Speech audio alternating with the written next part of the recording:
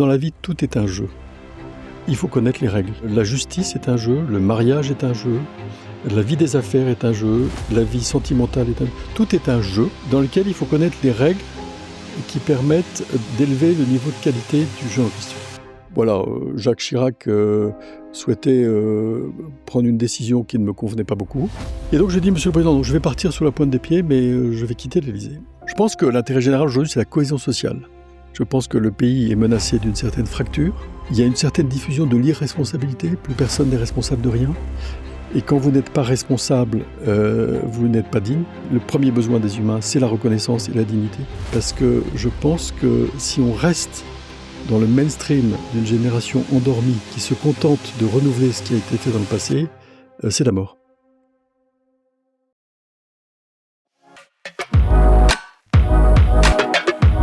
Bienvenue dans Let's Talk About You, le podcast qui part à la rencontre des hommes et des femmes qui influencent la trajectoire d'entreprises renommées. Nous connaissons leur société, mais nous ne connaissons pas leur nom. Nous utilisons leurs services, nous consommons leurs produits. Ils prennent des décisions qui influencent nos vies. Mais qui sont-ils ? Nous allons le découvrir ensemble. Je suis Homéric Dessart, entrepreneur, auteur et podcasteur. À travers ces échanges, je souhaite mettre en avant la personnalité de celles et ceux qui ont tant à nous raconter. Toutes les 2 semaines, retrouvez un nouvel épisode sur votre plateforme favorite. Pour les recevoir directement, je vous invite dès à présent à vous abonner. Très bonne écoute! Aujourd'hui, on se retrouve chez un grand monsieur. Il a été dans l'ombre des ministres, à l'Élysée, dans les cabinets, dans les tours du CAC 40 et jusqu'au tarmac de Roissy. Augustin de Romanet, c'est 40 ans d'État, de finances publiques et de stratégie d'entreprise entre la Caisse des dépôts, le Crédit Agricole, Score, Paris Europlace et bien sûr, 12 ans à la tête du groupe ADP. C'est un parcours hors norme, un haut fonctionnaire devenu patron, un homme de réseau décoré, respecté et un brin iconoclaste. Aujourd'hui, il préside des conseils des directions et publie ses idées. Mais derrière les titres, qui est vraiment Monsieur Augustin de Romanet ? Nous allons le découvrir. C'est parti ! Augustin de Romanet, bonjour. Bonjour, Amérique. Merci beaucoup de nous accueillir chez vous, alors que vous aviez plusieurs bureaux dans lesquels on aurait pu se retrouver, mais finalement on est chez vous. Un grand merci. Première question, est-ce que l'on peut se tutoyer ? Bien sûr, bien sûr. Merci beaucoup. Deuxième question, quel est ton état civil ? Eh bien, je m'appelle Augustin de Romanet et je suis né le 2 avril 1961 à Boulogne-Billancourt. Pas très loin d'ici. Pas très loin d'ici.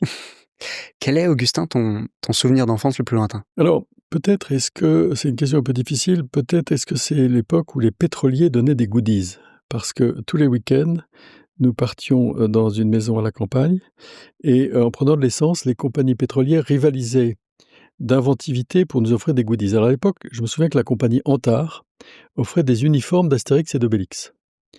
Donc, parmi mes premiers souvenirs, il y a le fait que prendre la voiture pour le week-end, c'était bien parce qu'on allait dans des stations-service qui offraient des cadeaux.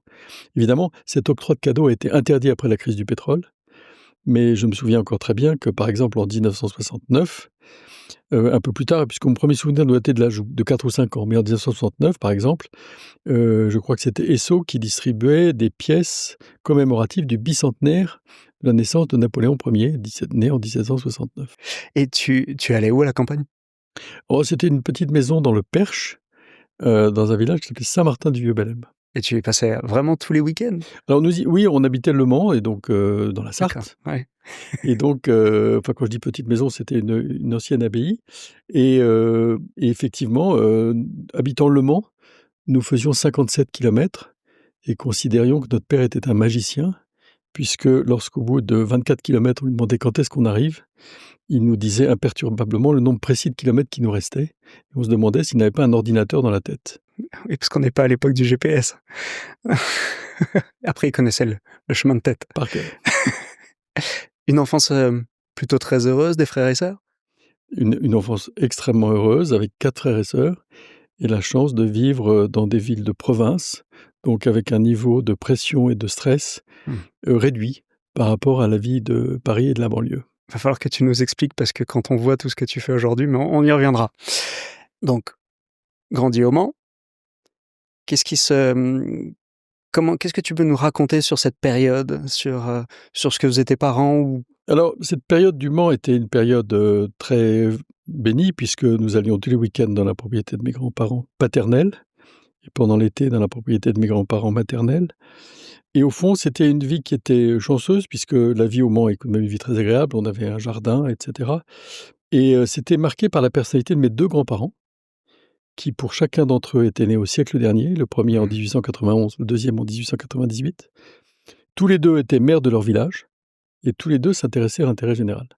Donc, depuis mon plus jeune âge, pour moi, il y avait une espèce d'isomorphisme entre le fait d'être grand-père et le fait d'être maire. Et donc, il y avait une espèce d'attirance pour la vie locale, puisque dès que nous avions marché, nous accompagnions notre grand-père dans les activités municipales dans lesquelles il nous invitait à être associés. Oui, et puis il n'y avait pas 100 mètres sans bonjour monsieur le maire. Et exactement. À quel moment est-ce que vous avez déménagé vers Boulogne? Alors, je suis né à Boulogne-Billancourt, mais D'accord. ensuite, mes parents habitaient Le Mans jusqu'à l'âge de lorsque j'ai eu 8 ans. Ensuite, nous avons habité la ville de Tours et je suis arrivé à Paris pour mes études supérieures. D'accord. Et donc à Tours, tu fais plutôt collège, lycée, privé, public? Je fais d'abord collège privé et puis ensuite, n'étant pas un élève formidable, je suis allé dans le public et donc j'ai fait un peu des 2. Tu viens de dire que tu n'étais pas un élève formidable. Non, parce que j'avais pas de personne dans ma famille qui était matheux et donc j'ai beaucoup de difficultés à comprendre à quoi servaient les maths, donc j'étais pas un brillant élève en maths. Jusqu'à voir des comptes de bilan et résultats, et là, ça Alors a été le ensuite, déclic. effectivement, lorsque j'ai su à quoi ça voulait servir, à quoi ça servait, ça a été le déclic, mais il est exact que je me souviens très bien de mon prof de 4e convoquant mes parents et me disant: «Mais je comprends pas votre fils, il passe son temps à me demander à quoi servent les maths, votre fils est complètement neuneux». Et effectivement, j'avais beaucoup de difficultés étant dans un monde où, il y avait peu d'ingénieurs, enfin en tout cas dans ma famille proche et donc voilà, j'étais mauvais en maths. Il y avait beaucoup d'humains, mais il n'y avait pas de maths finalement. On peut dire ça. Il y avait besoin de comprendre le sens du why, le pourquoi. Exactement. Et si on t'avait expliqué pourquoi les maths, finalement, peut-être que tu t'y seras intéressé Bien davantage. sûr, bien sûr. Un des livres que je recommande à nos auditeurs, c'est un livre d'un sociologue hollandais qui s'appelle Huizinga, qui s'appelle Homo Ludens. Et c'est un livre qui explique que dans la vie, tout est un jeu. Il faut connaître les règles. La justice est un jeu, le mariage est un jeu, la vie des affaires est un jeu, la vie sentimentale est un jeu. Tout est un jeu dans lequel il faut connaître les règles qui permettent d'élever le niveau de qualité du jeu en question. T'as lu à quel âge, ce livre? Alors on me l'a conseillé il y a peu de temps, c'est un spécialiste d'intelligence artificielle qui lui-même d'ailleurs a publié un livre qui s'appelle Homo Ludens. Il a repris ce titre il y a 2 ou 3 ans. Mais le livre fondateur, c'est les livres de Huizinga qu'on trouve encore facilement sur les sites d'occasion. On mettra la référence. John Huizinga. Alors si on revient au lycée, tu fais tes années de lycée, tu sais l'orientation que tu veux donner à ta vie, ou tu as un Alors, conseiller d'orientation? assez vite, en fait, c'est drôle d'ailleurs parce que, enfin c'est pas ça n'a pas beaucoup d'intérêt, mais quand j'ai fêté mon 13e anniversaire, je suis venu en vacances à Paris et pour mes vacances, le Graal, c'était d'assister à la séance d'ouverture de l'Assemblée nationale. D'accord. Et donc je me souviens précisément, c'était une époque où les sessions de l'Assemblée nationale commençaient systématiquement le 2 avril et le 2 octobre, à raison de la Constitution qui le prévoyait. Et donc je suis allé le 2 avril 1974 assister à la séance d'ouverture qui était présidée par Edgar Faure. Et le soir, en quittant l'Assemblée vers 21h, je suis monté à la station de métro Assemblée nationale dans le premier wagon. Et le chauffeur est sorti du wagon en nous disant « Pompidou est mort ». Ah oui. Et les passagers du wagon ont dit « Mais moi, je suis le pape ». À l'époque, les réseaux sociaux n'existaient pas. Personne ne pouvait imaginer que le président Pompidou pouvait mourir. Donc j'étais passionné de politique dès cet âge assez jeune. Et je me souviens très bien avoir écrit à l'École nationale d'administration, à cet âge-là, pour avoir le programme de l'ENA. Donc j'avais déjà l'idée, pour des raisons qui touchent au fait que je trouvais qu'il fallait mettre les mains dans le cambouis. Et je détestais toutes les personnes qui disaient yaka, faucon, et qui, au fond, soit refusaient la République. Et dans ma famille, il y a un certain nombre de gens qui avaient des hésitations vis-à-vis de la République. D'accord. Donc j'étais en réalité très hérissé par ceux qui commentaient sans agir. Et donc je me suis dit, moi je vais mettre les mains dans le cambouis. Et à vrai dire, j'ai vraiment été servi ensuite dans la suite de ma vie professionnelle. Oui, on va voir ça dans un instant. Oui. Mais effectivement, on n'est pas sur de la théorie, on est sur de la pratique et du pragmatisme. Et ça revient finalement à ce que tu dis avec le jeu. Le meilleur moyen de comprendre et connaître les règles, c'est aussi de jouer le jeu. pour voir comment on peut l'améliorer. C'est de jouer le jeu. Et une des phrases que j'aime beaucoup, c'est pas ma devise, mais presque, c'est une phrase de Virgile qui dit « Felix qui potuit rerum cognoscere causas ». Heureux celui qui peut connaître la racine des choses. Et en contrepoint de cette devise, je disais toujours à mes équipes dans les différentes entreprises dans lesquelles j'ai été, ne me donnez pas plusieurs raisons pour faire quelque chose. Il y a toujours une vraie raison. Quand il y a plusieurs raisons, c'est-à-dire quand vous êtes invité à dîner et qu'on vous répond « mais je ne peux pas parce que ma grand-mère est malade, ma Catherine est en panne, ma fille a une gastro et j'ai qu'on peut te poney demain matin », c'est qu'en fait vous n'avez pas envie d'aller venir dîner. Et je me souviens très bien, quand j'étais à la Caisse des dépôts, un jour on me fait répondre à un élu en disant « Monsieur le maire, on ne peut pas vous donner d'aide au logement parce que vous avez déposé votre dossier en retard, parce que le logement que vous demandez n'est pas tout à fait dans la bonne zone, et puis une troisième raison. » J'ai renvoyé la lettre et j'ai dit à mes équipes « Vous payez ma tête. Il y a 3 raisons, aucune n'est bonne. Quelle est la vraie raison ?» Bon, la vraie raison, c'est qu'il n'y avait plus de sous. Mais on n'avait pas le courage de le dire à l'élu en question. Donc, tout ça, c'est assez cohérent. Il y a une racine des choses qui permet ensuite de ne pas se tromper ni de diagnostic, ni d'action dans le jeu. Ouais. Et alors, quelle est ta devise ? Alors, ma devise, elle serait plutôt celle de mon voisin d'en face, parce qu'en fait, dans cet immeuble de la rue du Bac, vous avez un voisin de palier, enfin plutôt un voisin de balcon qui était Romain Gary. Ouais. Que je voyais évidemment jusque malheureusement à son décès en 1979. Et Romain Gary, quand Romain Gary est mort, on a cité une phrase qu'il aimait beaucoup, qui était une phrase de Mère Teresa qui disait « Chaque homme qui connaît le bonheur, ne serait-ce qu'une seconde, est une victoire pour l'humanité ». Donc c'est une phrase un peu basique, mais qui me paraît intéressante parce qu'elle elle n'est pas éthérée. Et elle est concrète et pragmatique aussi. Alors, tu as commandé le programme de l'ENA, tu as 13 ans, j'avance un petit peu, on est là au lycée. Comment ça se passe le lycée ? Ben, ça se passe de façon généralement intermédiaire, parce que comme je fais une section mathématiques et que je ne suis pas brillant en mathématiques, ça se passe de façon, je dirais, normale, mais de façon progressivement décroissante. C'est-à-dire que dans les très petites classes, j'étais tout à fait premier, puis plus je monte, plus je descends. Mais c'est pas grave, parce qu'au moment où j'arrive à avoir mon bac un peu ras les moustaches, à ce moment-là, je prépare Sciences Po, et là, c'est le déclic. Je me mets totalement passionné par les matières sur lesquelles je travaille, l'histoire, l'économie, le droit. Et là, s'est enclenchée une mécanique qui a été d'autant plus facile à se mettre en marche que le stress ne m'avait jamais étreint auparavant. Ouais. Et le stress dont tu parles, c'est celui de... Vu que tu es motivé, tu apprécies ce que tu fais, tu as envie de bien faire, et c'est ce stress-là dont tu parles, celui de bien faire ? Que non, mais je pense qu'il se trouve que j'ai eu la chance de faire des études à Sciences Po assez facilement, d'être reçu à l'ENA à la sortie de mon diplôme, donc sans préparation. Je pense que je n'avais pas la pression d'un élève qui aurait été très bon pendant toutes ses études secondaires et qui aurait sué sang et eau pour être premier jusqu'à la terminale. Moi, ce n'était pas du tout mon cas, donc j'avais des réserves d'énergie. C'est ça, c'était pas tout consommé. Alors, tu arrives à Sciences Po, là, tu montes à Paris. Comment ça se passe ? Mais ça se passe de façon intéressante parce que Sciences Po était pour moi une école exceptionnelle, parce que les meilleurs enseignants, les plus expérimentés, étaient mis pour les élèves de première année, qui s'appelait à l'époque l'année préparatoire. Et j'ai tiré de cette expérience à Sciences Po la leçon qu'il faut toujours tirer les gens par la peau du cou.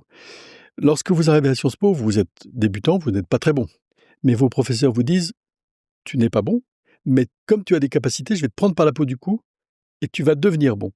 Alors que mes amis, qui parfois étaient à la faculté, avaient ce discours un peu désespérant du professeur en chaire qui dit « Messieurs, vous êtes 1000 dans l'amphithéâtre, vous êtes tous nuls, et sachez qu'à la fin de l'année, il n'y en aura plus que 100 qui passeront en deuxième année. » Donc, à Sciences Po, il y a une culture de la peau du cou qui est très stimulante. Ouais. Donc finalement, les années à Sciences Po se passent plutôt très bien. Se passent de façon absolument passionnante. Je n'ai fait que me passionner pour toutes les matières. Tu avais des hobbies à côté ? Alors, je faisais un peu de rugby, mais les hobbies, c'était surtout la lecture, parce que effectivement, j'étais très pris par cette découverte, au fond, d'un travail dans lequel, pour une fois, j'étais à l'aise. Ouais. Et l'ENA, ça se fait naturellement ? Il s'est trouvé qu'effectivement, ça s'est fait de façon rapide, oui. Tu sais ce que tu veux faire quand tu termines l'ENA ? Alors, oui, en fait, le classement que j'ai eu à la sortie ne correspondait pas tout à fait à mon idéal, puisque idéalement, j'aurais aimé aller au Conseil d'État et faire du droit. D'accord. Mais le destin en a voulu autrement, et il m'a conduit dans une maison exceptionnelle, qui était la direction du budget, dont je pourrais parler pendant des heures, parce que c'est vraiment l'école du Cambouis. À l'époque, je me souviens, dans mon deuxième poste, je calculais la charge de la dette à la main. Je ne sais pas si vous imaginez. Avec ma machine à calculer, je calculais le montant des intérêts de la dette à mettre dans le budget. Donc, c'est un métier absolument passionnant. Ouais. Et donc, je savais en sortant de l'ENA que je voulais aller dans des activités concrètes de management de l'État. Mais je n'avais pas idée que j'aurais cette chance d'aller dans cet endroit de la direction du budget aussi fécond. La direction du budget, c'est Bercy. C'est Bercy, c'est le ministère du budget, absolument. Ouais. Donc en plus, si on remet dans le contexte, et si on prend par rapport au contexte aujourd'hui, vous deviez être d'une précision et d'une efficacité, ce qui pour quelqu'un qui aimait pas les maths, là... Ah oui, non mais c'était merveilleux compris, parce que c'était une formation remarquable. Mon premier poste, c'était pour m'occuper de la politique salariale de l'État et des entreprises publiques. Et j'ai représenté le ministère dans une commission qui s'appelait la Commission interministérielle de contrôle des salaires, qui faisait que chaque année, nous avions 150 réunions avec les 150 entreprises et établissements publics pour vérifier que leur salaire n'évoluait pas plus que ce qui était prescrit par le ministre. Donc évidemment, c'était un peu un jeu de chat et de souris, puisque la plupart des entreprises essayaient de contourner les règles, d'attribuer des mesures individuelles, de faire des changements de grille qui faisaient qu'elles contournaient les rois du monde étant EDF à l'époque, d'ailleurs, qui ne calculait pas le même indice des prix que tout le monde. D'ailleurs, Marcel Boiteux avait calculé son propre indice des prix. Donc ça a été une école de rigueur, effectivement. Ça t'a servi toute ta carrière. Et je dois dire que je serai toujours infiniment reconnaissant à cette administration qui m'a éduqué dans la rigueur. Rigueur que j'avais un peu approchée au service militaire, puisque lorsque vous devez, en étant aussi peu manuel que moi, remonter et démonter une mitrailleuse 12-7 quasiment les yeux fermés, vous commencez à prendre un peu la rigueur. Alors on n'en a pas parlé, ça, on l'a occulté cette partie-là, parce qu'effectivement c'était obligatoire. Oui. Donc tu reçois un courrier un jour... Pas du tout. Le fait que j'ai été admis à l'ENA avant même que la question de la préparation militaire se pose, ou que l'appel sous les drapeaux se pose, m'a conduit d'office dans un peloton de préparation aux élèves officiers, puis un escadron d'élèves officiers, et puis une fonction d'aspirant dans un régiment d'engins qui s'appelait les AMX 10RC, c'est-à-dire des engins de reconnaissance, mais avec un canon très lourd, un canon de 105, des engins à roues. Et donc, j'ai été chef de peloton pendant 7 mois. Armée de terre. Armée de terre, bien sûr. 7 mois, ok. Exactement. Et donc là, c'était ta première expérience managériale. Et là, c'était ma première expérience managériale qui, je dois dire, était vraiment instructive parce que j'ai adoré cette période. Mais à la fin de mon service militaire, au cours duquel j'avais des équipiers, enfin des gens dans mon peloton qui avaient ce qu'on appelle des NG 4 ou 5, c'est-à-dire des niveaux de culture générale en mesure de 0 à 20, pas forcément très très élevés, notamment les 3 quarts d'entre eux ne savaient ni qui était Adolf Hitler, ni qui était Philippe Pétain. D'accord. Et à la fin, j'avais un maréchal des logis formidable qui me dit, vous savez, mon lieutenant, on adorait être avec vous. Mais il faut que je vous dise, le matin, lorsque vous faisiez le point, personne ne vous comprenait. Personne ne comprenait ce que vous disiez. Donc voilà, j'ai très vite compris que le fait d'avoir un langage soutenu et la chance d'avoir une éducation ne vous dispensait pas de vous mettre au niveau de vos interlocuteurs. Ouais. Ce qui est une force. C'est nécessaire, en tout cas. Ouais. Mais tout le monde n'est pas capable de le faire. Tu es à Bercy, passé les 7 mois. Comment se passe la transition vers ta prochaine opportunité ? Les 7 mois de service militaire ? Non, pardon, c'est les 7 mois de service militaire. Combien de temps as-tu passé à Bercy ? Ensuite, après 7 mois de service militaire, il y a donc les 2 années et demie de scolarité. Oui. Ensuite, Bercy, j'ai occupé 2 postes qu'on appelait adjoint au chef de bureau, donc la politique salariale et la confection de loi de finances. Ensuite, je suis parti à Bruxelles pendant 3 ans pour être responsable des affaires budgétaires auprès du Conseil de l'Union européenne, qui à l'époque s'appelait la Communauté économique européenne, c'était encore la CE, entre 90 et 93, où là j'ai refait du budget à haute dose, avec Michel Charasse notamment, qui venait de Paris pour défendre le budget, défendre la conception française du budget européen. Et puis ensuite, je suis revenu au budget comme responsable du bureau des affaires budgétaires. Donc là, je confectionnais la loi de finances. D'accord. Et puis en 95, j'ai été directeur de cabinet de François Daubert, secrétaire d'État au budget. Et puis malheureusement, il est parti très vite. Donc j'ai continué dans cette équipe ministérielle avec Alain Lamassoure, Alain Madelin et puis Jean Arthuis. Donc entre 95 et 97. Donc au fond, entre 1986, l'année de la sortie de l'ENA, et 1999, ma première occurrence de départ de l'administration, j'ai principalement fait des affaires budgétaires. J'ai calculé que j'ai dû faire une 30aine de lois de finances entre les lois initiales, les lois rectificatives de milieu d'année, les lois rectificatives de fin d'année. Et Ça restera une expérience absolument formidable. 95, si je ne me trompe pas, c'était Jacques Chirac. C'était Jacques Chirac, absolument. Manger des pommes. Oui. Et donc là, tu étais plutôt sur un gouvernement de droite. Oui. Et après, l'arrivée de Lionel Jospin, c'était 98. Lionel Jospin est arrivé effectivement après la dissolution. Après la dissolution, donc. Donc il est arrivé en mai 97, de mémoire. 97. Bon, toi, tu faisais partie des effectifs qui, pour le coup, à Bercy, voient les ministres changer de l'autre côté de la grille. Oui. Et jusqu'à 99, alors. Et donc j'ai quitté Bercy une première fois. Et d'ailleurs, je n'y suis revenu... Si, j'y suis revenu en 2002. J'ai quitté Bercy en juillet 99 pour une entreprise d'investissement qui s'appelait Odo et compagnie, où j'ai fait des introductions en bourse et de ce qu'on appelle du corporate finance. Et on est venu te chercher ? Non, pas du tout. J'étais sous-directeur au budget et j'avais une difficulté, c'est que soit les dossiers étaient très très techniques, et j'avais des chefs de bureau exceptionnels, soit les dossiers étaient politiques. Et à l'époque, le cabinet du ministre n'était pas, qui était de gauche, m'avait un peu en suspicion. Et D'accord. je ne me sentais pas très heureux. Et en plus, j'avais participé à une ou deux réunions où je trouvais que le court-termisme des dirigeants était pas enthousiasmant. Et donc, je me suis dit, je vais aller dans le privé. Donc, j'ai cherché dans le privé. Et personne ne m'attendait vraiment. Je me souviens très bien, j'allais voir mes camarades de promotion de l'ENA. Soit ils me trouvaient mauvais, et ils se dépêchaient de ne pas me recruter, bien entendu, parce qu'ils me trouvaient mauvais. Soit ils me trouvaient bon, et ils se dépêchaient de ne pas me recruter, parce que je pouvais être un concurrent. Donc j'avais beaucoup de mal à trouver. Mais finalement, j'ai eu la chance de rencontrer Philippe Odo, d'une part, et Jean-Bernard Lévy, qui avait créé la petite équipe de Corporate Finance, qui ont accepté de me prendre dans leur équipe, et ça a été merveilleux, parce que c'était l'époque de la bulle Internet. Donc nous avons fait beaucoup d'introductions en bourse de sociétés dites de la nouvelle économie, ce qui a été enthousiasmant, et ça a duré 3 ans. Pourquoi s'arrêter ? Alors pourquoi s'arrêter ? La vraie raison, suivant ce que j'ai dit tout à l'heure, c'est que j'avais un peu l'envie de faire partager... J'avais été frappé par l'efficacité du privé. Dans le privé, vous réussissez, vous êtes récompensé. Vous ratez, vous êtes pénalisé. Ouais. Dans le public, vous réussissez, vous êtes vaguement félicité. Et vous ratez, vous êtes vaguement mis dans un placard. Enfin, c'est pas... Et je m'étais dit, au fond, ce que j'ai vu dans le privé, je pourrais continuer dans le privé. Mais dans 10 ans, quand j'aurai une Lamborghini et une villa à Mougins, qu'est-ce que je dirai à mes enfants ? Donc, je veux revenir dans le public pour mettre les mains dans le cambouis et essayer de réformer l'administration suivant les principes que j'ai utilement appris. Bon, by the way, il ne faut pas être irénique. La bulle Internet s'étant effondrée, il y avait un peu moins de boulot et donc ce n'était pas un drame de repartir dans le public. Mais à la base, j'étais vraiment ravi d'entrer dans le public. Et d'ailleurs, je me souviens très bien, l'année où je suis arrivé dans le public, ma rémunération principale était plus faible que les impôts de l'année précédente. Donc c'était vraiment un choix de passion. De cœur, oui, c'est ça, pour l'amour de la République. Tu retournes dans le public, qu'est-ce que tu vas faire ? Alors, le public, j'ai eu la chance remarquable, exceptionnelle, de trouver Alain Lambert, qui était un ministre très politique et très stratège. Donc j'ai travaillé 2 ans avec Alain Lambert au budget, où nous avons fait pas mal de choses dont nous sommes fiers. Nous avons fait le pacte Dutreil, par exemple, qui est aujourd'hui très contesté, mais Alain Lambert a eu la sagesse de se dire que ces mesures très importantes pour les PME ne devaient pas être portées par lui, ministre du budget, mais par le ministre des PME, pour que politiquement, ça soit moins critiquable.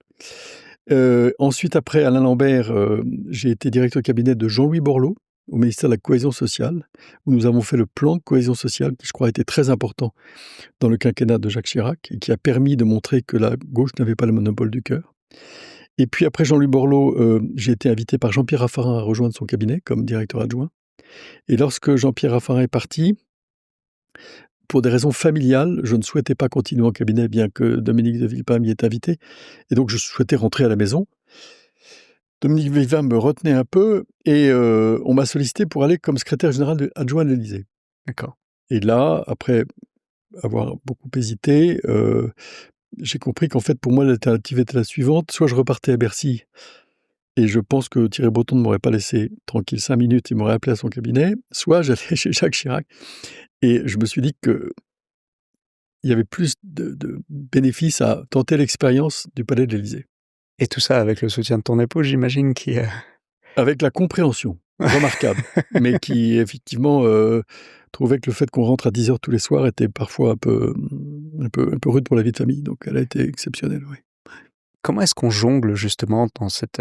Parce que tous les métiers, toutes les activités que tu nous as décrites sont des activités qui sont extrêmement prenantes, avec des jalons, des deadlines, avec des personnes qui ont une très grande intelligence et aussi de l'ego. Comment est-ce qu'on arrive à jongler tout ça, cette vie professionnelle, familiale? Alors bon, d'abord, on n'est pas tout seul, hein.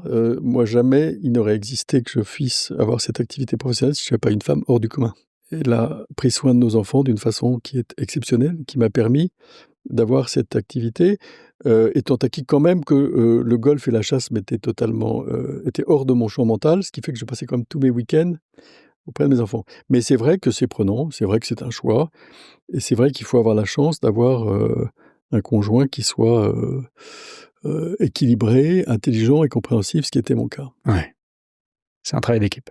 Absolument. On est en quelle année, là? Le départ de l'Élysée se fait en octobre 2005.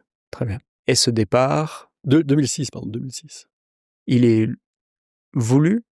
Il est totalement voulu, d'ailleurs ça reste un souvenir, très sympathique parce qu'il y a eu aucun bruit dans la presse et voilà, Jacques Chirac, souhaitait, prendre une décision qui ne me convenait pas beaucoup et il m'a demandé mon avis. Et je lui ai dit: «Écoutez, monsieur le président, non, je ne suis pas d'accord avec ça». Et elle m'a dit: «Ah, réfléchissez bien». Je lui ai dit: «Écoutez, non, monsieur le président, je vais partir». «Non, non, mais je vous aime bien, si vous voulez, je ferai autre chose». Je lui ai dit: «Non, non, je suis à votre service». Il avait eu son AVC, il était fatigué. Et donc je dis: «Monsieur le président, donc je vais partir sur la pointe des pieds, mais je vais quitter l'Élysée». Et ce qui fut fait et je pense que la relation d'estime mutuelle que nous avions fait qu'effectivement, il est revenu me chercher pour la Caisse des dépôts, Mmh. alors même que je n'avais pas fait le début d'une démarche pour le solliciter. Tu faisais partie du cercle de confiance? Ça fait partie d'un certain mystère parce que j'ai jamais été, ni un féal ni un courtisan de Jacques Chirac, mais j'ai beaucoup d'estime pour lui. Je connais ses défauts, mais je connais beaucoup ses qualités et presque, de façon mystérieuse, alors que nous nous sommes séparés sur, un désaccord de fait, mais dont jamais personne, n'a entendu parler, heu, voilà, il a eu la gentillesse de venir me chercher pour la Caisse des dépôts et le 8 mars, le Conseil des ministres m'a nommé dans cette activité. Et avant de parler de la Caisse des dépôts, tu peux parler du désaccord de fait ou pas? C'est vraiment du passé, ça n'a pas c'était une Ouais. question de personne qui n'a aucune importance. D'accord. Ouais. Mmh. Donc Caisse des dépôts, c'est rigolo parce qu'il y a quand même énormément de finances dans tout ce que tu as fait. Je pense que c'est ton professeur de l'époque qui doit se retourner. Tu arrives dans la Caisse des dépôts qui reste une organisation publique, qui a un rôle extrêmement important dans l'activité économique nationale. Qu'est-ce que tu retrouves? Quels sont les faits marquants? Comment est-ce que tu y as mis ta patte? Alors, le passage à la Caisse des dépôts a été une chance extraordinaire parce que je suis arrivé dans une maison qui était riche et qui ne savait plus comment elle s'appelait. Pourquoi elle était riche? Parce qu'elle venait de vendre Xis, à Natixis, Mmh. et donc elle avait 7 milliards en caisse, d'une part et d'autre part, son identité d'institution qui s'était transformée en banque d'investissement était soudain amputée de cette activité de banque d'investissement que mon prédécesseur avait vendue et je me souviens que lors des auditions à l'Assemblée nationale et au Sénat pour présenter ma candidature, les gens me disaient: «Mais monsieur, votre maison est très riche, qu'est-ce que vous allez en faire?» Et la question était: à quoi sert la Caisse des dépôts? Et très vite, je me suis dit que, la Caisse des dépôts, dont l'ADN, c'est de servir l'intérêt général et le développement économique, devait redéfinir ce que c'était Oui. que l'intérêt général. Alors l'intérêt général, c'est quoi? C'est d'abord quelque chose qui change à chaque génération. Dans les années 50, c'était évidemment le logement. Dans les années 30, c'était l'industrialisation. En 2007, c'était quoi l'intérêt général? Et donc j'ai réuni des économistes, j'ai réuni par exemple, Jean-Hervé Lorenzi, ses amis Olivier Pastré, Bertrand Jacquiat et cetera du cercle des économistes, j'ai réuni des professeurs d'université. Je leur ai dit: «Mais aujourd'hui, c'est quoi l'intérêt général?» Et on a, fait un plan stratégique, il n'y avait pas eu de plan stratégique à la Caisse depuis 25 ans, pour identifier le fait que nous devions nous mobiliser et tous les matins nous lever en pensant à 4 sujets. Le logement, le développement durable, le développement des fonds propres des PME et les universités. J'avais été à l'époque très frappé par le fait que les enfants favorisés pouvaient aller soit dans les grandes écoles, soit à l'étranger, et que les universités avaient beau être très attractives sur le plan intellectuel, ne l'étaient pas sur le plan matériel. Donc il fallait rénover les universités. Donc on a fait un plan stratégique qu'on a appelé Élan 2020, qui a, je pense, structuré le redémarrage de la Caisse des dépôts et qui lui a donné l'armature intellectuelle pour accepter, pour bien prendre en charge la mission que lui a confiée Nicolas Sarkozy au moment de la crise de Lehman Brothers, qui était la création du Fonds stratégique d'investissement, puisque le président de la République a annoncé la naissance de ce fonds dans un discours à Ambronay en octobre 2009. Et en décembre 2009, le conseil d'administration a été constitué, le directeur général nommé, et l'activité a commencé.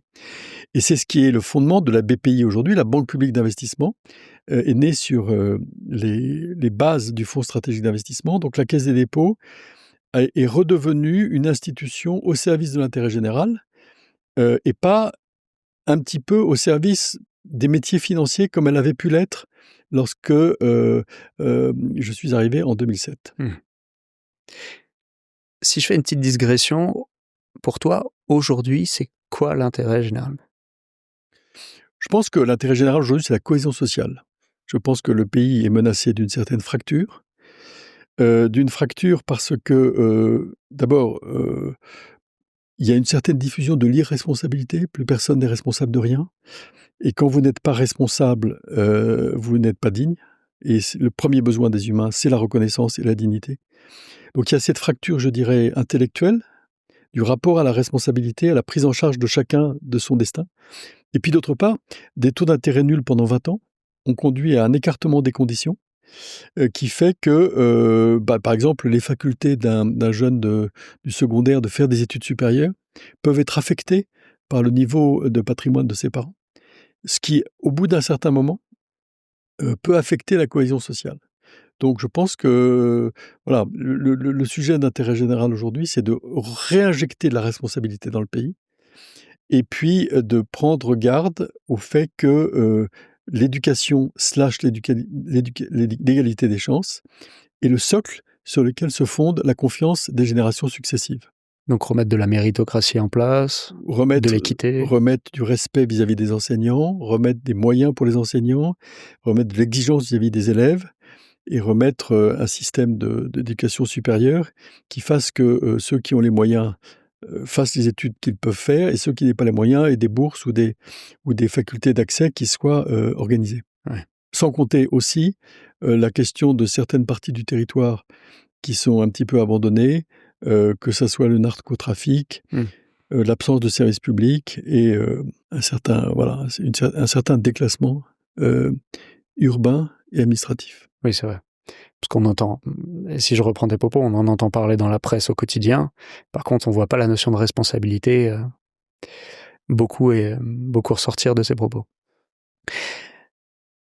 Donc, à la Caisse des dépôts, après. Donc, après la Caisse des dépôts, mandat de 5 ans qui a été vraiment passionnant, j'avais l'idée d'être directeur général de la CNP. Ouais. Ce qui s'est révélé être une ânerie d'ailleurs, parce qu'il ne faut pas vouloir être patron d'une filiale. La CNP est une filiale à la Caisse des dépôts. Mais de toute façon, j'ai été protégé de cette erreur d'aiguillage par Henri Emmanuelli, qui est, Dieu ait son âme, qui était président de la commission de surveillance, qui ne voulait pas de moi parce que j'étais de droite. Et comme il y avait un autre président de la CNP qui était de droite, Jean-Paul Faugère, et qui était donc un type remarquable, mais qui devait être président, 2 personnes de droite, ça ne pouvait pas le faire. Donc j'étais gentiment écarté. À ce moment-là, j'ai écrit à François Hollande et lui dit, écoutez, voilà, je ne comprends pas, tout le monde me promettait le CNP, on ne veut pas me nommer le CNP, très bien, mais moi je serais désireux de servir une entreprise publique. Et François Hollande a été très formidable, puisqu'il m'a proposé le groupe ADP, sans que je lui demande rien. Et moi, je me suis dit, en fait, j'avais envie de servir une entreprise publique. C'est-à-dire que ça m'embarrassait de tout de suite repartir dans une banque d'investissement, me disant le passage de l'un à l'autre trop rapidement pouvait créer des conflits d'intérêts. J'étais intéressé par diriger une entreprise publique. Et je me suis dit, ADP, c'est assez formidable parce que l'entreprise a l'air un peu endormie. Je suis sûr qu'elle a du potentiel, mais je ne suis pas sûr qu'il soit révélé. Donc voilà, j'ai accepté ADP et j'ai passé 12 années passionnantes.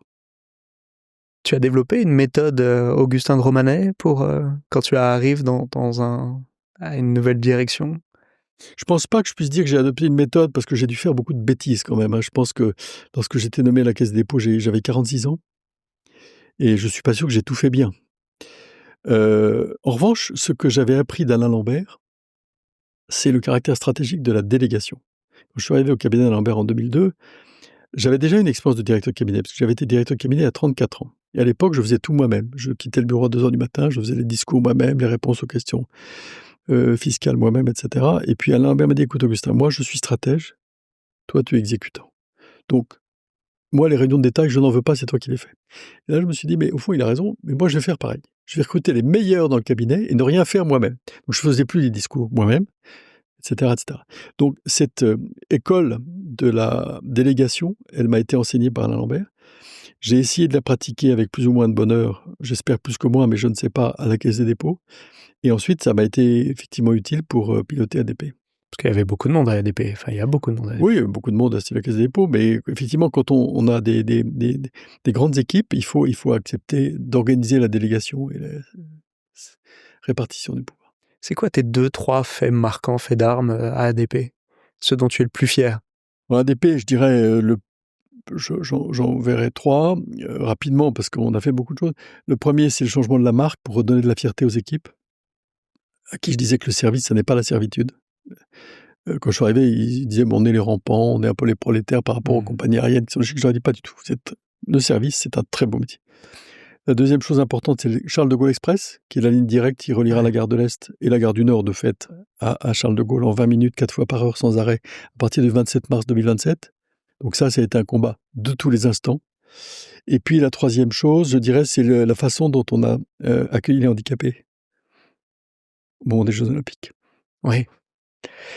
Et d'ailleurs, les Jeux Olympiques et les Jeux Paralympiques ont fait... Enfin, les Jeux Paralympiques... Les équipes d'ADP, les sous-traitants d'ADP, les compagnies aériennes ont tous été exceptionnels pour faire d'ADP, je pense, l'endroit où on a le mieux accueilli les handicapés au monde dans cette période. Et je crois que ça donnait beaucoup de fierté. Tu es resté 12 ans. Tu as écrit ton discours toi-même à la fin? Oh oui, plutôt oui. Qu'est-ce que tu peux nous raconter aussi sur ces 12 années? Parce que là, finalement, c'est que tu n'avais pas envie de changer, tu étais bien. Il y a aucun... les ministres ont changé, les présidents ont changé. Tu as fait 2 mandats et demi, finalement. Comment est-ce que tu expliques ce fait que tu te sois tellement plu au sein d'ADP? Je pense que le fait d'animer une communauté d'humains de bonne qualité qui se sont transfigurés par la fierté des succès est sympathique. En plus, on a eu des succès financiers. Le cours de bourse est passé, grosso modo, la valeur de l'entreprise est passée de 5 à 12 milliards malgré le Covid. On a fait une acquisition en Inde qui nous a coûté 1,2 milliard. La valeur en bourse aujourd'hui, cette acquisition est 6 milliards. On a développé notre réseau international. Charles de Gaulle est désormais le meilleur aéroport d'Europe dans les classements depuis 4 ans consécutifs. Donc, on a fait d'ADP une entreprise qui mettait vraiment le client au cœur. Et donc ça, c'est un résultat qui est tangible. Et dans la perspective de pragmatisme qu'on évoquait au début, je trouve que c'est vraiment c'est la meilleure des récompenses que de voir des clients qui sont moins insatisfaits qu'auparavant, même s'il y a encore des choses à faire. Il y aura toujours des choses à faire. Ouais. C'est vrai que quand on pense à ADP, on pense tout de suite à Augustin de Romanet. Là, aujourd'hui, tu es président d'honneur. Comment s'est fait le choix de ton successeur? Alors, sur les commentaires qui pourraient exister quant à la gouvernance de l'Agence des participations de l'État, est-ce que j'ai droit à un joker? Bien sûr.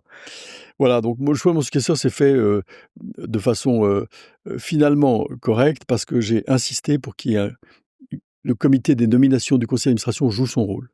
Est-ce que c'était la première tentation de l'État? J'ai un doute là-dessus. Mais quand Michel Barnier m'a gentiment proposé début octobre de continuer, puisqu'il m'a dit écoute, je vais parler au président, il est d'accord pour que tu continues. Je lui ai dit mais pour combien de temps? Il m'a dit le temps que tu veux. Je lui ai dit écoute, non, moi j'ai pris l'engagement à l'Assemblée générale de partir le 31 décembre pour que les choses soient claires, donc je pars le 31 décembre. En revanche, je voudrais qu'il y ait un processus rationnel de choix du successeur. Et il y a eu un processus rationnel qui a conduit d'ailleurs à choisir une personne de très grande qualité, qui est Philippe Pascal, et qui aujourd'hui conduit la maison de façon très professionnelle. Et comme je te disais, il n'y a pas de question piège, donc tu auras le droit à autant de jokers que tu le souhaites. Il nous reste moins de 20 minutes, donc je vais être très stratégique. Aujourd'hui, à quoi ressemble ton quotidien? Alors, le quotidien aujourd'hui, c'est une collection de devoirs vis-à-vis des gens qui ont la gentillesse de me faire confiance pour continuer une activité intellectuelle et professionnelle. Donc aujourd'hui, mon quotidien, ça consiste à ne pas décevoir le cabinet d'expertise financière et de Transaction Services qui s'appelle 8 Advisory, qui m'a tout de suite fait confiance. Donc, être à disposition des 125 partenaires et des collaborateurs pour les aider dans leur activité quotidienne, d'une part. D'autre part, je me suis associé avec un banquier d'affaires remarquable que j'essaye non plus de ne pas décevoir. Et troisièmement, j'essaye d'être à la hauteur de mes devoirs vis-à-vis des conseils d'administration dans lesquels je participe, donc SCORE, Edenred et un petit fonds d'investissement qui s'appelle Qualium. J'essaye de ne pas décevoir l'orchestre dont j'ai la charge, qui s'appelle Insula Orchestra. Je préside le conseil d'administration de cet orchestre piloté par Laurence Equilbé. Qui se produit à la scène musicale. C'était un orchestre sur instrument d'époque que je vous recommande. Et puis, je m'occupe également d'un cercle qui s'appelle le Cercle Turgot, qui regroupe des professeurs d'économie, notamment remarquables, qui délivrent tous les ans des prix des meilleurs livres d'économie, qui reçoit des économistes et des responsables politiques. Ouais, et puis, j'ai toujours la charge de Paris Europlace, qui est l'association qui fédère les entreprises financières et les émetteurs pour rendre attractive la place financière de Paris, notamment dans la compétition post-Brexit, pour faire que Paris soit compétitif et créer le maximum de richesse. Oh, j'ai compté 8 activités. Il n'y a toujours pas de chasse et de golf. Toujours pas. On n'aura pas. La chasse, c'est un peu tard. Et le golf, j'aurais un mauvais handicap. Est-ce que tu as une routine dans ta journée ?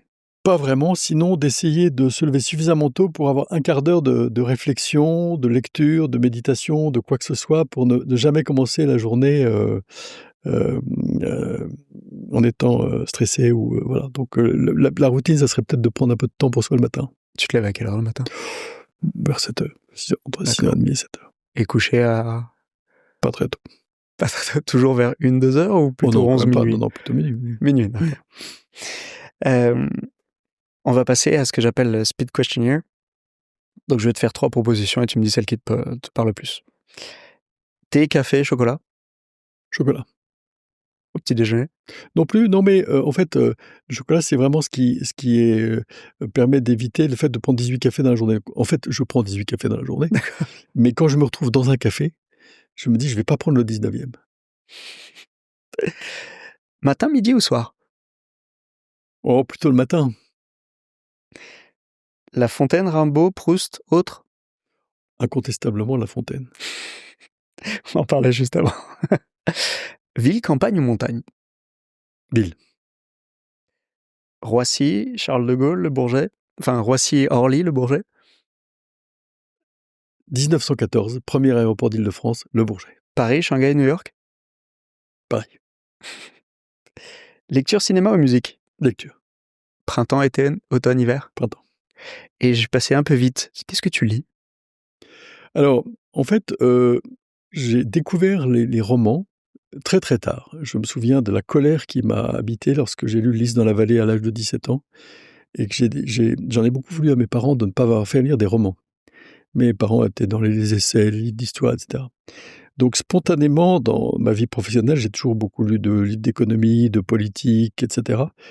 Mais au fond, un bon roman, c'est tout de même très bien. Donc aujourd'hui, j'essaye d'être un peu plus éclectique et de faire au moins un roman pour deux essais politiques. Il y a un bon ratio. Et quand il y a un ministre ou un politique qui sort un livre, tu le lis ou pas ? Non. La plupart des livres de politique sont écrits par des collaborateurs. Et donc, je lis les livres qui sont vraiment écrits par les hommes politiques. Voilà, c'est vrai que quand Édouard Philippe prend la plume, c'est plus fluide que pour d'autres que j'éviterai de citer. Il a sa plume, ouais. Bureau, télétravail ou coworking ? Alors, de fait, maintenant que je n'ai plus cette activité sédentaire au sein du groupe ADP, c'est plutôt télétravail, de fait, puisque beaucoup de travail à la maison, etc. Mais je pense que le bureau est capital pour la formation des jeunes générations. Donc, à chaque fois que je suis au bureau, je suis ravi parce que ça me permet de rencontrer des jeunes. Innovation, tradition ou disruption ? Disruption. Dans le livre d'Hannah Arendt sur la crise de la culture, elle explique magnifiquement que le devoir des générations adultes est de suffisamment former les jeunes générations à l'histoire et aux traditions pour que le moment venu, ils puissent réinventer le monde qui sera forcément différent de celui que nous avons connu. Donc autant Je suis très, très respectueux de la tradition, très respectueux de l'histoire. Je pense que c'est indispensable. Autant je suis profondément convaincu que chaque génération doit s'efforcer de réinventer les choses. Et il m'est arrivé dans ma vie professionnelle d'être assez disruptif et je ne l'ai jamais regretté parce que je pense que si on reste dans le mainstream d'une génération endormie qui se contente de renouveler ce qui a été fait dans le passé, c'est la mort. Ouais. Intelligence artificielle, intelligence humaine ou autre? Moi, je préfère l'intelligence naturelle, mais l'intelligence artificielle a des potentialités qui sont probablement beaucoup plus bouleversantes encore que ne le fut l'imprimerie au XVIe siècle. Beaucoup plus bouleversante. Est-ce que tu le vois comme quelque chose qui va transformer la manière dont on travaille ou au contraire, Donc il va transformer la vie en général. Ouais. Songez que pour éduquer un humain, il faut qu'il puisse avoir des frustrations. Comment éduquer un jeune homme ou une jeune fille aujourd'hui? Comment lui apprendre la frustration quand l'intelligence artificielle lui met tout à disposition? Ça va être un sujet majeur des années qui viennent. Comment des jeunes générations qui sont déjà dans l'immédiateté avec les réseaux sociaux, qui vont avoir une immédiateté au carré avec l'intelligence artificielle, vont-elles pouvoir gérer l'insatisfaction du fait de ne pas obtenir tout ce qu'on veut à tout moment? Ouais. Ça va être un vrai problème d'éducation. Et comment est-ce qu'on va faire aussi pour qu'eux-mêmes rentrent dans cette équation? Bien sûr. Donc je pense que là aussi, il est hors de question de donner des leçons aux générations futures qui vont avoir des chocs à affronter d'une nature très différente de celle que nous avons eu à affronter et probablement plus difficile. Ouais. Management, entrepreneuriat ou recherche? Alors, en réalité, moi j'ai beaucoup, beaucoup de respect pour les entrepreneurs et c'est une des dimensions qui m'enthousiasme le plus à ADP que de créer des filiales. On a créé une petite filiale, par exemple, de lutte anti-drone, de favoriser l'innovation, etc. Et donc, moi j'ai un respect infini pour les entrepreneurs qui ont un rapport au temps et un rapport à la responsabilité qui est sans comparaison avec celui qui peut être celui d'un fonctionnaire comme je l'ai été pendant très longtemps. Tu as eu des horaires d'entrepreneur de toute façon. Oui, les horaires, c'est une chose, mais l'angoisse du chiffre d'affaires du lendemain, Ah oui, effectivement.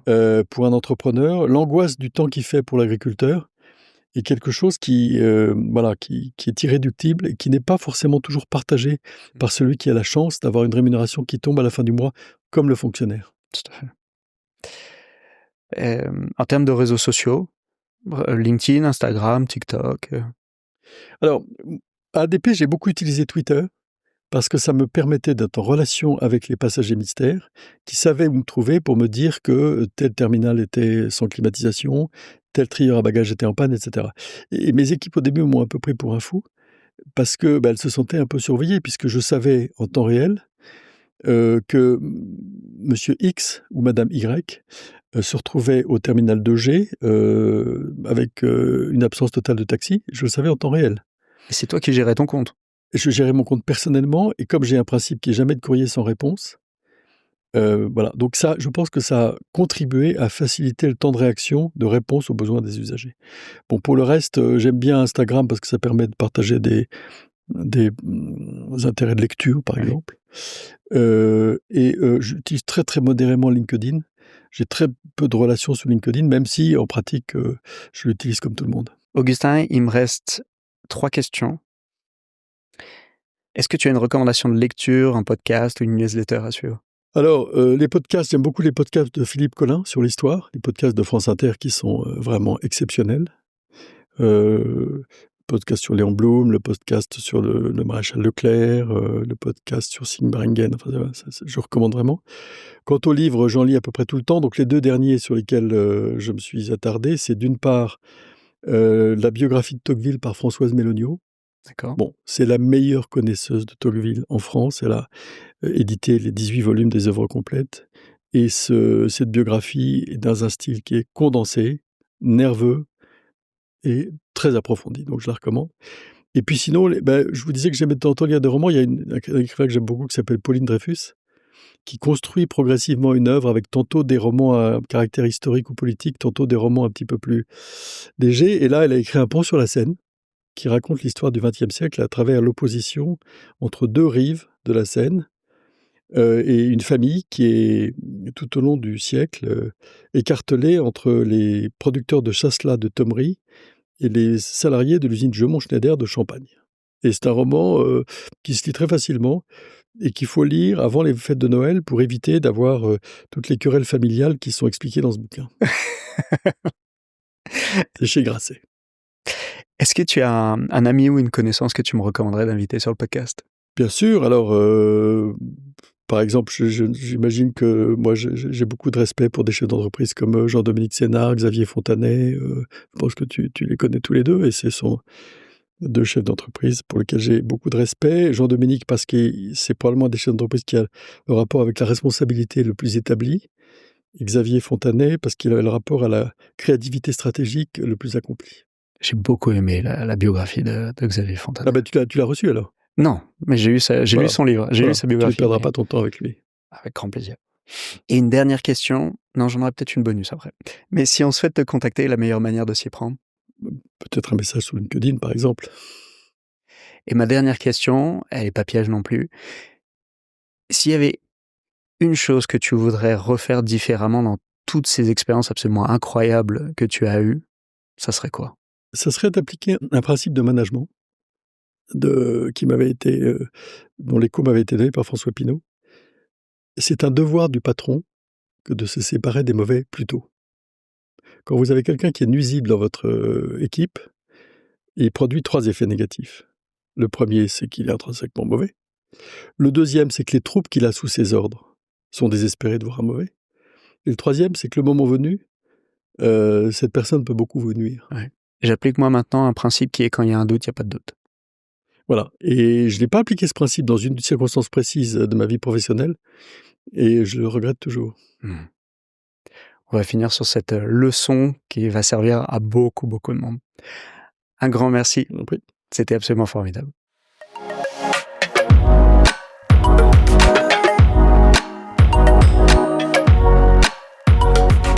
Merci de nous avoir accordé votre attention et j'espère que cet échange vous a plu.